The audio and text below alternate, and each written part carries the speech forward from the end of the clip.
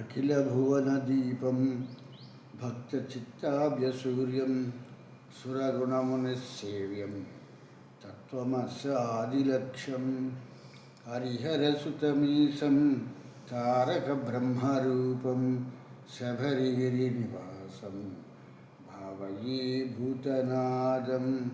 స్వామి శరణమయ్యప్ప. ప్రియమైన ఆత్మబంధువులారా, ఆశ్రితం వారి సౌజన్యంతో మనం ఈ భక్తి అనేటువంటి ఈ కార్యక్రమాన్ని మనం ప్రారంభించుకున్నాం. ఈ ప్రారంభించుకున్నటువంటి కార్యక్రమంలో ఎన్నో విషయాలని గురించి మనం తెలుసుకోవటం జరుగుతోంది అనేటువంటిది మనకి తెలుస్తున్నటువంటి విషయము.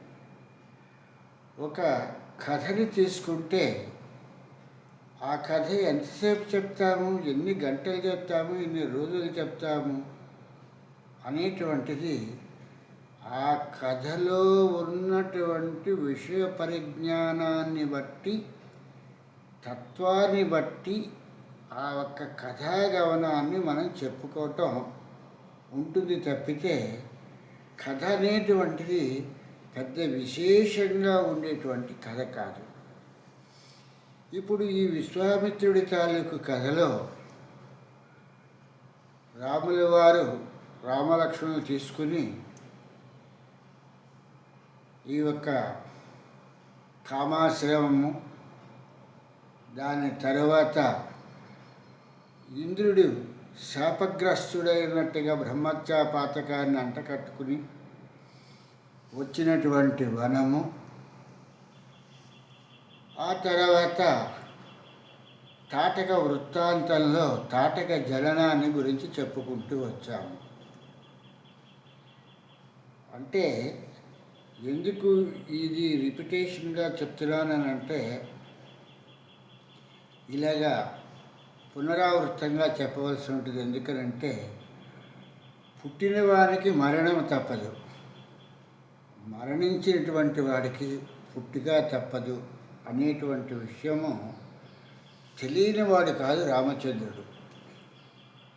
అలాంటి రామచంద్రుడు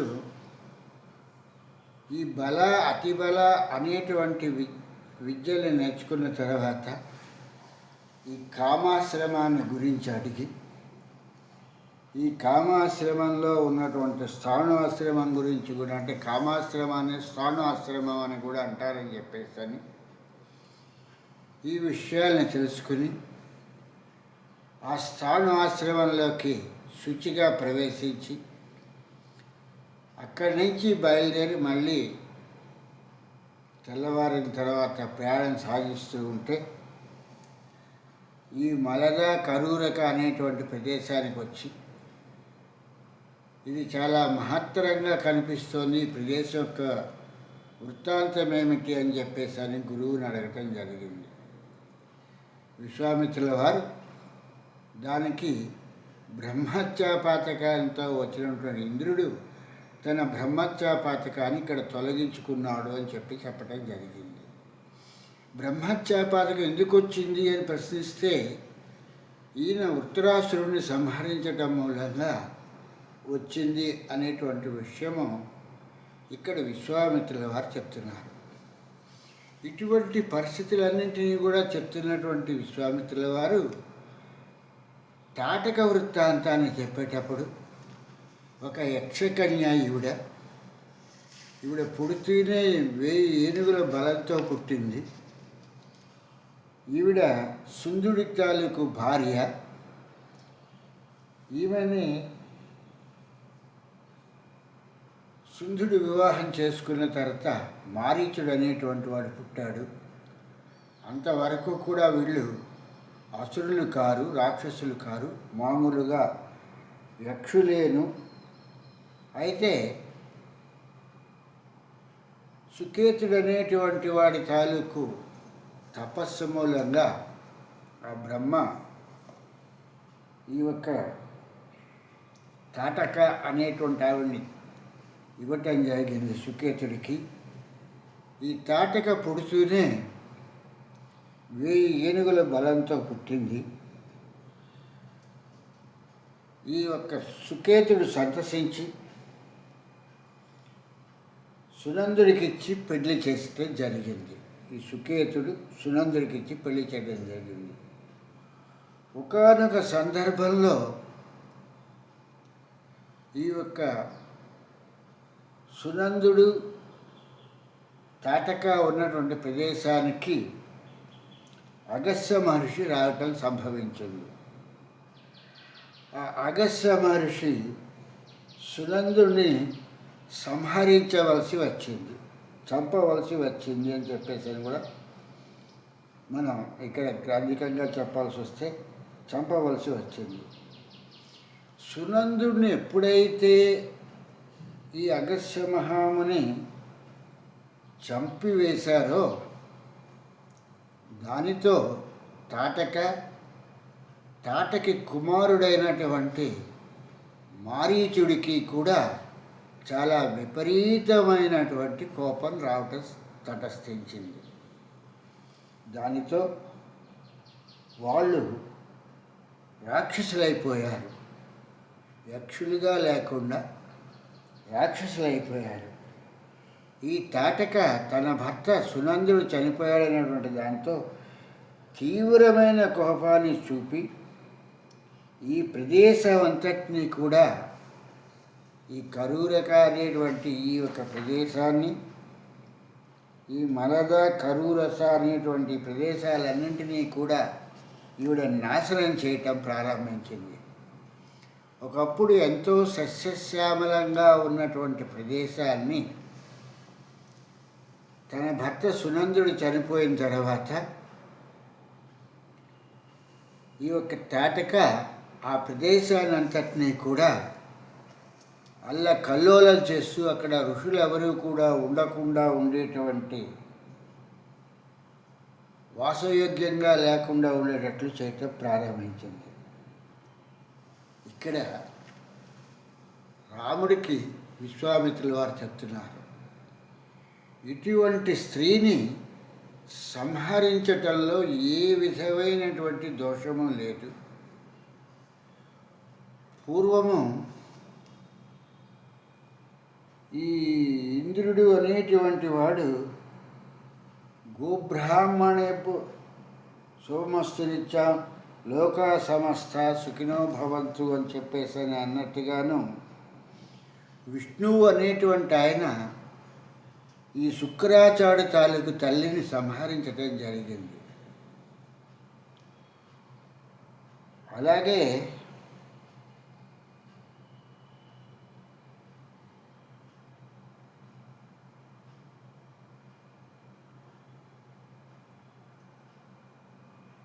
ఈ రాజు అనేటువంటి వాడు దుష్టుల్ని సంహరించి, అది స్త్రీయా పురుషుడా బాలుడా అనేటువంటిది కావలసినటువంటిది. అక్కడ పరిపాలనా విధానానికి ఏ విధమైన ఆటంకం లేకుండా ఉండేటట్లుగా దుష్టుల్ని సంహరించటంలో తప్పు లేదు అని చెప్పేసి విశ్వామిత్రుల వారు చెప్పటం జరిగింది. ఇక్కడ విశ్వామిత్రుల వారు రాముడికి గురుస్థానంగా ఉన్నారు. రాముడు అవతార పురుషుడు. అవతార పురుషుడైనటువంటి రాముడికి కూడా గురువు కావాల్సి వచ్చిందా? ఈ ఒక్క గురువుకున్నటువంటి అసలు గురువు అంటే ఏమిటి? ఈ గురువు అనేటువంటి వాళ్ళు మనకి కావాలా? గురువు లేకపోతే మనకు వచ్చేటువంటి నష్టం ఏమిటి? గురువు ఉంటే వచ్చేటువంటి లాభం ఏమిటి అనేటువంటి విషయాలను మనం ముందుగా వీటి గురించి మనం ఆలోచించేటట్టయితే, గురువు చెప్పారు కదా అని చెప్పేసి ఆ రామచంద్రుడు స్త్రీ అయినటువంటి తాటకని అక్షిణిని సంహరించటానికి, ఆ యక్షకన్యను సంహరించటానికి, ఆ యక్షస్త్రీని సంహరించటానికి ఆయన మానసికంగా ఆలోచించుకున్నటువంటి పరిస్థితి ఏంటంటే, దీన్నే తత్వము అని చెప్పేసి నేను అంటాను.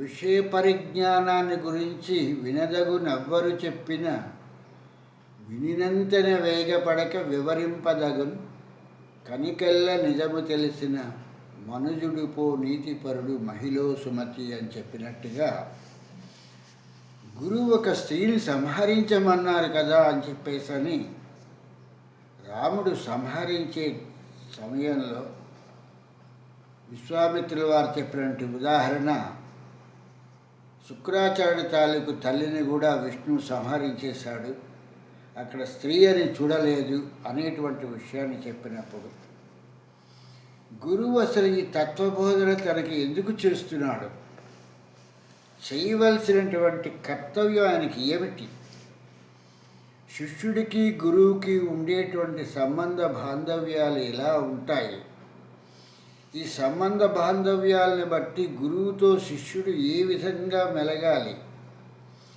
శిష్యుడిని గురువు ఎలా చూడాలి, ఇక్కడ విశ్వామిత్రుల వారు నన్ను అలా చూడగలుగుతున్నారా అనేటువంటి తత్వ విచారణ తర్కంలో ఆయన ఆలోచించటం ప్రారంభించాడు. తనని అయోధ్య నుంచి తీసుకుని బయలుదేరినటువంటి విశ్వామిత్రుల వారు సరయూ నది దక్షిణ ప్రాంతానికి వచ్చినప్పుడు తనకి బల అతిబల అనేటువంటి విద్యల్ని నేర్పటం జరిగింది. ఎవరినైనా ఎదుర్కోవాలి అని అంటే బలం అనేటువంటిది ఉండాలి, శక్తి ఉండాలి. శక్తి లేకుండా అవతల వాడితో మనం యుద్ధానికి తలపడితే వాడు మనని సంహరించవచ్చు, లేకపోతే మనని అంగవైకల్యుని కూడా చేయవచ్చు. కనుక అటువంటి పరిస్థితుల్లో మన తాలూకు బలాన్ని చూసుకుని అవతల వాడి మీదకి మనం వెళ్ళటానికి, యుద్ధానికి వెళ్ళటానికి కావలసినటువంటి వస్తు సామాగ్రి అంతా కూడా ఉండాలి. కాబట్టి ముందుగా ఇక్కడ విశ్వామిత్రుల వారు ఈ బల అతిబల అనేటువంటి విద్యల్ని నేర్పి, నిన్ను యుద్ధరంగంలో ఎవరూ ఎదిరించలేరు, ఆకలి దప్పులు ఉండవు, నిన్ను నిద్రపోతున్నప్పుడు కానీ మేలుకున్నప్పుడు కానీ నిన్ను ఎవరూ కూడా ఎదిరించలేరు అని చెప్పేసని ఈ బల అతిబల అనేటువంటి రెండు విద్యల్ని నేర్పి ఈ యొక్క రామచంద్రుని వెంట పెట్టుకుని ఆశ్రమానికి, తన సిద్ధాశ్రమానికి తీసుకుని వెళ్తున్నటువంటి విశ్వామిత్రుల వారు ముందుగా వీళ్ళకి చెప్పింది, మారీచ సుబాహులు యజ్ఞాన్ని ఆటంకం కల్పిస్తున్నారు కాబట్టి వాళ్ళని సంహరించాలి అనేటువంటి దృక్పథంతో తీసుకెళ్తున్నటువంటి విశ్వామిత్రుల వారు ఈ యొక్క వన ప్రదేశానికి ప్రవేశించగానే ఈ వన ప్రదేశంలో ఈయన చెప్తున్నటువంటిది ఏంటంటే, తాటకిని సంహరించమని మలద కరూరస అనేటువంటి ఈ యొక్క ప్రదేశాలని చేరుకోగానే ఇంద్రుడు ఇక్కడ తన బ్రహ్మత్యాపాతకాన్ని పోగొట్టుకున్నాడు అనేటువంటి పరిస్థితి చెప్తున్నాడు. ఇక్కడ ఎంత విషయ పరిజ్ఞానం ఉంది అనేటువంటి చూడాలి. ఉత్తరాసురుడు అనేటువంటి వాడిని సంహరించటం మూలంగా ఇంద్రుడంతటి వాడికే బ్రహ్మత్యాపాతకం అంటుకుంది. అటువంటి బ్రహ్మత్యాపాతకాన్ని పోగొట్టుకోవటానికి వచ్చినటువంటి ప్రదేశము మలద కరూరస అనేటువంటి ప్రదేశాలు. ఇక్కడికి వచ్చి తన తాలూకు బ్రహ్మత్యని ఇక్కడ ఆయన వదిలించుకుని, అంటే ఈ ఉత్తరాసురుడు అనేటువంటి వాడు బ్రాహ్మణ దీనికి సంబంధించినటువంటి వాడు అవటం మూలంగా అతన్ని సంహరించటం మూలంగా బ్రహ్మ హత్య పాతకం అనేటువంటిది వీరికి పట్టుకోవటం జరిగింది. దాన్ని తొలగించుకుని ఆ ప్రదేశానంతటిని కూడా సస్యశ్యామలం చేసి పాడి పంటలతో కూడా బాగా ఉండాలి, ధనధాన్యాలతో అని చెప్పని ఆశీర్వదించి వెళ్ళినటువంటి ఇంద్రుడి ప్రదేశాన్ని ఈ తాటక అనేటువంటిది అక్కడ ఉండటం జరిగింది. ఆ ఉంటున్నటువంటి సమయంలో ఈ యొక్క తాటకతో పాటు సునందుడు అనేటువంటి వాడు కూడా ఉండటం జరిగింది. ఈ భార్యాభర్తలు ఇద్దరు ఉంటున్నప్పుడు వీళ్ళకి మారీచుడు అనేటువంటి వాడు, తదుపరి సుబాహుడు అనేటువంటి వాళ్ళు కలగటం జరిగింది. వీళ్ళు వస్తుతః యక్షులు. ఈ యొక్క యక్షులకి సర్వసాధారణ శక్తులు అనేటువంటివి చాలా తక్కువగా ఉంటాయి. వీళ్ళు అల్పవీరులు అని చెప్పేసి రాముడికి ఈ విషయాన్ని తెలియటం వలన ఈయన ముందుగానే విశ్వామిత్రుల వారితో విషయాన్ని చెప్పటం జరిగింది. ఒక స్త్రీని చంపవలసినటువంటి అవసరం ఏముంది? ఈ యొక్క యక్షులు అనేటువంటి వాళ్ళు అల్పవీరులే కదా అని చెప్పేసి అన్నప్పుడు విశ్వామిత్రుల వారు కథాగమనంలో ఈ సునందుడు, ఈ తాటక అనేటువంటి వీళ్ళు ఇక్కడ ఉంటున్నప్పుడు ఈ యొక్క అగస్త్య మహాముని వచ్చి ఈ సునందుడిని సంహరించడం జరిగింది. దానితో మారీచుడు, తాటక కోపావేశంలో ఈ యొక్క అగస్త్య మహాముని మీదకి వీళ్ళు చంపటానికి వెళ్ళినప్పుడు ఆయన వీళ్ళని శపించటం జరిగింది. దాంతో వీళ్ళు రాక్షసుల కింద మారిపోయారు. ఆ కోపంతో ఈ మళద అనేటువంటి ఈ కరురస ఈ యొక్క దేశాలను వీళ్ళు సర్వనాశనం చేసేస్తున్నారు. పాడి పంటలతో ఎంతో బాగా ఉండి ఋషులు మునులు అందరూ కూడా ఇక్కడ తపస్సు చేసుకునే ఈ ప్రదేశానంతటినీ కూడా వీళ్ళు అల్లకల్లోలం చేస్తున్నారు. దీని మూలంగా ఇక్కడ ప్రశాంతంగా జరగవలసినటువంటి తపస్సులు కానీ, యజ్ఞాలు కానీ, హోమాలు కానీ, యాగాలు కానీ ఏమీ జరగటలేదు. రాజు అనేటువంటి వాడు దుష్టుల్ని సంహరించాలి కాబట్టి ఇక్కడ స్త్రీ అయినా సరే ఈ యొక్క తాటకిని సంహరించవలసినది అని చెప్పేసని రాముడికి విశ్వామిత్రుల వారు చెప్పటం జరిగింది. ఇందాక నేను చెప్పినట్టుగా పుట్టినవానికి మరణము తప్పదు, మరణించిన వాడికి పుట్టుక తప్పదు అనేటువంటి విషయం తెలియని వాడు కాదు రాముడు. తను సంహరించటంతో అక్కడికి తాత్కాలికంగా మాత్రమే దాన్ని ఆపగలుగుతాడు తప్పితే అది శాశ్వత పరిష్కారమా? ఒకళ్ళని చంపేయటము అనేటువంటిది ఈ చనిపోయిన వాడు మళ్ళీ పుట్టకుండా ఆగిపోతాడా? ఈ ప్రశ్నలు ఉద్భవించాలి. ఈ ప్రశ్నలు ఉద్భవించినప్పుడే ఈ రామాయణ గ్రంథకర్త అయినటువంటి ఈ వ్యాస భగవానుడు రాసినటువంటి ఈ యొక్క రామాయణానికి ఒక అర్థము అనేటువంటిది ఉంటుంది. అంత తప్పితే రాముడు సంహరించుకెళ్ళిపోయి కృష్ణుడు సంహరించుకెళ్ళిపోవటానికి, చంపుకుని వెళ్ళిపోవటానికి ఇది బలప్రయోగ సిద్ధాంతమా? అంటే ఈ యొక్క సంహారానికి ఏదో ఒక కారణం ఉండాలి కదా. కారణము లేని తగవును వీరణము లేని ఒక కార్యక్రమం అని చెప్పేసి చెప్పుకొస్తారు. కనుక కారణము అనేటువంటిది ఏంటంటే ఆ వనాన్ని ఈవిడ నాశనం చేస్తోంది అనేటువంటిది ఋషులకి వాళ్ళ తాలూకు తపస్సులు జరగకుండా చేస్తుంది కాబట్టి తాటకను సంహరించవచ్చును అనేటువంటి విషయాన్ని విశ్వామిత్రుల వారు రాముడికి చెప్తున్నటువంటి విషయము. అవతార పురుషుడికి తెలీదా? ఈ సృష్టి అంతా కూడా ఎవరి ద్వారా జరుగుతోంది? బ్రహ్మ ద్వారా జరుగుతోంది. విరాట్ పురుషుడైనటువంటి ఆ విరాట్ పురుషుడు బ్రహ్మ, విష్ణు, మహేశ్వరులు అనేటువంటి వాళ్ళని సృజించి సృష్టి క్రమాన్నంతటినీ కూడా ఈ యొక్క బ్రహ్మని చెయ్యమని చెప్పినటువంటి వాడు ఇటువంటి దుష్టుల్ని పుట్టిస్తాడా? పుట్టించేటప్పుడే, సృష్టి చేసేటప్పుడే ఇలాంటి దుష్టుల్ని పుట్టిస్తారా? దీనికి ఏదో ఒక అంతరార్థం ఉండాలి అనేటువంటి విషయాన్ని ఇక్కడ వాల్మీకి మహర్షి మనకి ఒక తను చెప్పవలసినటువంటి భావాన్ని రాముడికి విశ్వామిత్రుడి ద్వారా చెప్పిస్తున్నటువంటి విషయం.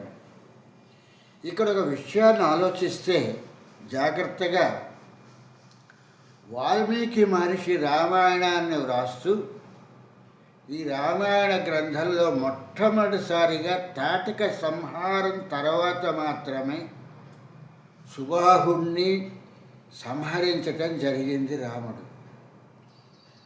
ఆ తరువాత 14,000 మంది రాక్షసులను సంహరించడం జరిగింది. తర్వాత కరదూషణాదుల్ని సంహరించటం జరిగింది. తర్వాత రావణ సంహారానికి వెళ్ళటం జరిగింది. అంటే రామావతారంలోకి వచ్చినప్పుడు కూడా విరాట్ పురుషుడైనటువంటి ఈ ఒక్క రాముడు అనేటువంటి వాడు విరాట్ పురుషుడి తాలూకు ప్రతినిధి అయినటువంటి అతను ఒక స్త్రీని చంపటం జరిగింది. అది తాటకే కానీ ఇంకోలే కానీ అనేటువంటి పరిస్థితుల్లో ఆ ఒక యక్షిణి అనేటువంటి తాటకిని సంహరించడం జరిగింది. రాముడు ముందుగా చంపినటువంటి ఆమె తాటక. అదే కృష్ణుడు బాల్యంలో ఆయన ముందుగా సంహరించినటువంటిది పూతన. పూతని సంహరించిన తర్వాతనే ధేనుకాసురుణ్ణి, శకటాసురుణ్ణి, ఇలాగ ముష్టికాసురుణ్ణి, ఇలాగ రాక్షస సంహారమంతా కూడా ఈ పూతన సంహారం తర్వాతే చేశాడు తప్పితే పూతన కన్నా ముందుగా కృష్ణ పరమాత్మ కూడా రాక్షస సంహారానికి వెళ్ళలేదు. కనుక ఇందులో ఉన్న అంతర్భాగం ఏమిటి, తత్వ ఉపదేశమేమిటి, ఇది ఎవరు చెప్తారు అనేటువంటి విషయాల్ని గ్రహించి దీని మీద మనం తత్వజ్ఞానాన్ని పెంచుకోవాలని ఆలోచించినప్పుడు మాత్రమే గురువుని ఆశ్రయిస్తాం. అలా కాని పరిస్థితికి వచ్చినప్పుడు ఇది కథగా ఉంటున్నప్పుడు మనకు గురువుతో పని లేదు. దాని తత్వము అవసరం లేదు, తత్వ మీమాంస అవసరం లేదు, తత్వ గుణము అవసరం లేదు. కాబట్టి మనకు అక్కడ గురువుతో పని లేదు. గురువు అనేటువంటి వాడు దేనికి కావాలి అని అంటే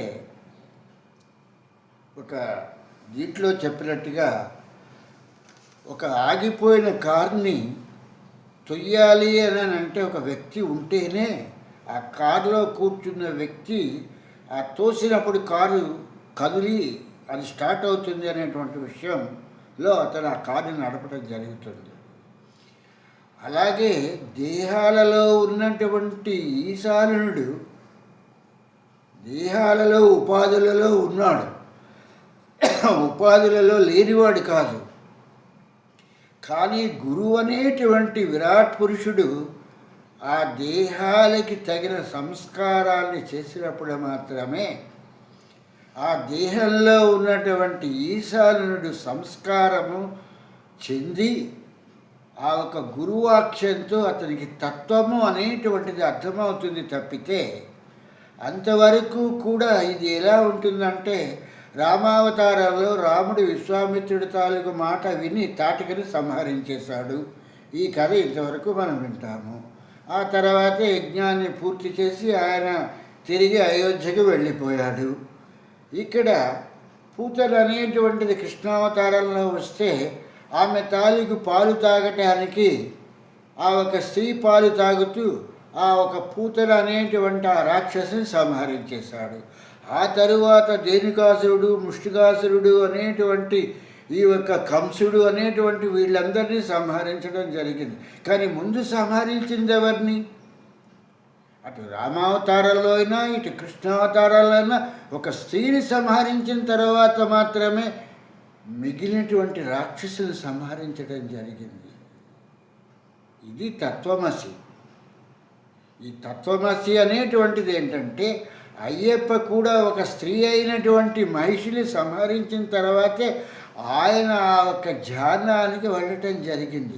ఇది గురువు ద్వారా తెలుసుకుంటేనే తత్వమసి ఆ 18 మెట్లు ఎక్కితే ఆ తత్వమసి అనేటువంటిది ఏంటో తెలుస్తుంది, ఆ వేదవాక్యము అనేటువంటిది తెలుస్తుంది. కనుక ఇటువంటి విషయాల్ని చెప్పమంటే ఊరికనే గురువుని ఆశ్రయించకుండా నాకు మీరు ఇందులో ఉన్నటువంటి విషయ పరిజ్ఞానాన్ని చెప్పండి అని చెప్పేశానంటే ఎందుకు చెప్తారు గురువు?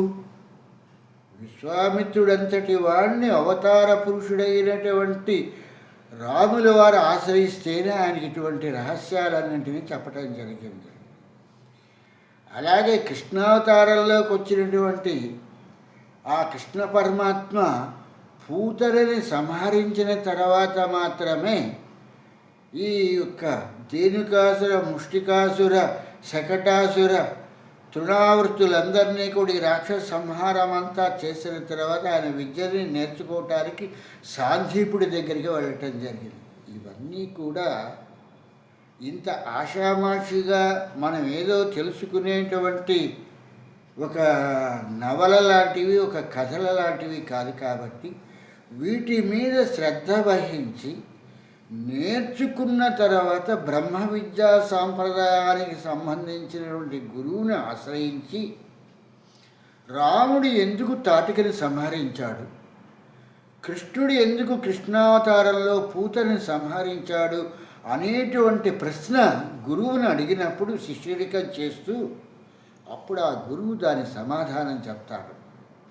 అంతవరకు కూడా రామాయణంలో తాటకిని రాముడు సంహరిస్తాడు, భాగవతంలో కృష్ణ పరమాత్మ అనేటువంటి ఆ బాలుడు ఆ ఒక పూతని సంహరిస్తాడు. ఇటువంటి విషయాలన్నీ ఆ వెంకటనాథుడి తాలూకు అనుగ్రహంతో మనం తెలుసుకోవాలంటే మనకి చక్కనైనటువంటి గురువు లభిస్తే తప్పితే ఈ తత్వ పరిజ్ఞానం అంత తేలికగా మనకి తెలిసేటువంటి విషయం కాదు. కాబట్టి తత్వజ్ఞానము తెలుసుకోరన్నా అని చెప్పేసని విద్యానంద ప్రకాశుల వారు చెప్పినట్టుగా ఈ తత్వజ్ఞానాన్ని, ఈ తత్వమసిని మనకి చెప్పడానికి ఆ అయ్యప్ప తనని శరణాగతి కోరినటువంటి ఆ గురువుల ద్వారా, శిష్యుల ద్వారా మనకి ఈ విషయాలు మనకి తెలుస్తాయనుకుంటూ స్వామి శరణం, స్వామి శరణం, స్వామియే శరణమయ్య.